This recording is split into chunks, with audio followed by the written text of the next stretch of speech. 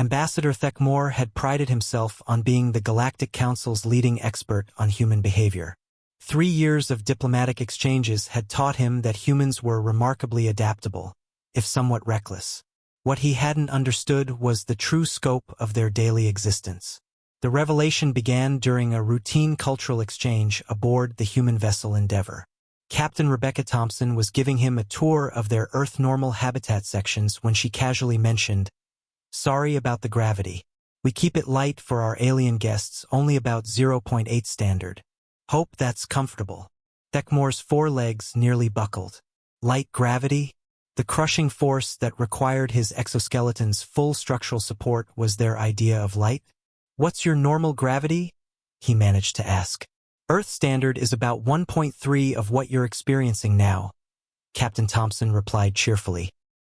"Most of the crew actually prefers it higher for exercise, but regulations limit us to homeworld normal during diplomatic missions." The ambassador felt his respiratory sacs constrict. Humans lived their entire lives under gravitational force that would cripple most species within hours. "Captain," he said carefully, "what would you classify as dangerous atmospheric conditions on your homeworld?" She laughed. That sound humans made that other species had learned meant either amusement or impending violence. "Depends on the region. We've got areas where the air pressure could crush you, places where the oxygen content would make you hallucinate from toxicity, and regions where the humidity alone would drown most air-breathing species." "And humans live in these areas?" "Oh sure. Mumbai, Denver, the Amazon, millions of people call places like that home. You adapt."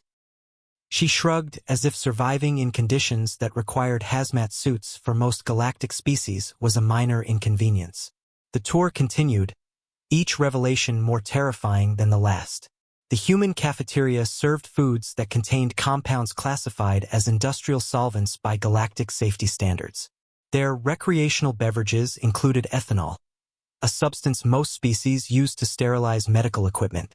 "This is just coffee," Captain Thompson explained, offering him a cup of liquid that registered as a Class 3 toxin on his scanner. "Helps us wake up in the morning." "Wake up?" Thekmore's translator struggled with the concept. "You consume poison to achieve consciousness?" "Well, it's more like we're addicted to the stimulant caffeine. Most humans can't function without it." She took a long drink of what his equipment identified as a substance capable of causing cardiac arrest in 90% of known species. The ambassador excused himself and immediately contacted the Galactic Survey database. What he found made his ichor run cold.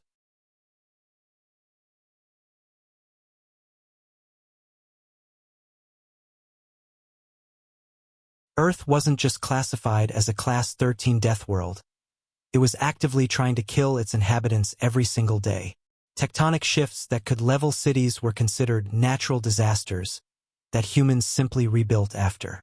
Weather systems that generated enough energy to power small civilizations were called storm season, and humans planned vacations around them. "Sir," his aide whispered urgently, "I've been reviewing human entertainment media. They voluntarily expose themselves to Class 13 conditions for fun."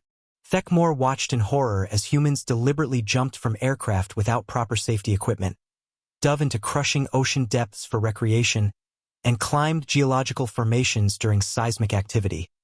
Activities they called extreme sports.